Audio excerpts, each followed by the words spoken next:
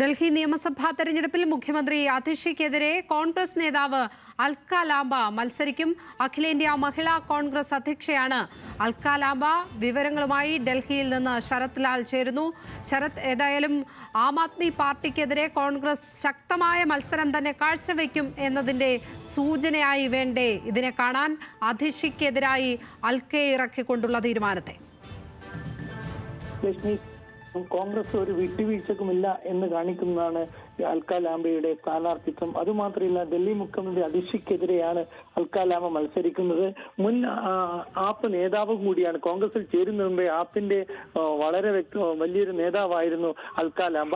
അത് കഴിഞ്ഞാണ് അവർ അതിഷിയും അതുപോലെ കെജ്രിവാളുമായി വ്യക്തിപരമായിട്ട് വിയോജിപ്പെ തുടർന്നാണ് ആം ആദ്മി പാർട്ടി വിടുകയും കോൺഗ്രസിൽ ചേരുകയും ചെയ്തത്. ഏതായാലും അതിഷിയുടെ കടുത്ത വിമർശകയാണ് അൽക്ക ലാംബ.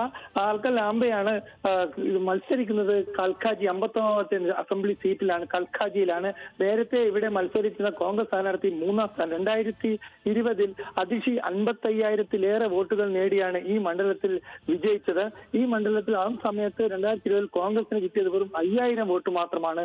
3ാം സ്ഥാനം ബിജെപിക്ക് മുമ്പിൽ രൺധീർ എന്ന ബിജെപി സ്ഥാനാർത്ഥിക്കും പിന്നിൽ 3ാം സ്ഥാനത്ത് 5,000 വോട്ട് മാത്രമാണ് കോൺഗ്രസ് സ്ഥാനാർത്ഥിക്ക് ലഭിച്ചിരുന്നത്. ഈ സ്ഥലത്തെ ഈ മണ്ഡലത്തേക്കാണ് മഹിളാ കോൺഗ്രസ് അഖിലേന്ത്യാ അധ്യക്ഷയെ തന്നെ കോൺഗ്രസ് രംഗത്തിറക്കിയിരിക്കുന്നത്. ഏതായാലും ആപ്പിന്റെ വോട്ടുകൾ, ആം ആദ്മി പാർട്ടിയുടെ വോട്ടുകളിൽ അൽക്ക ലാംബയ്ക്ക് വിള്ളലുണ്ടാക്കാൻ കഴിയുമെന്ന് കണക്ക് കൂട്ടിയാണ് ഈ കോൺഗ്രസിന്റെ ഈ പുതിയ നീക്കം. എന്നാൽ ഒരു കാര്യം ഉറപ്പാണ് ലക്ഷ്മി, ത്രികോണ മത്സരത്തിനാണ് ഡൽഹി സാക്ഷ്യം വഹിക്കാൻ പോകുന്നത്.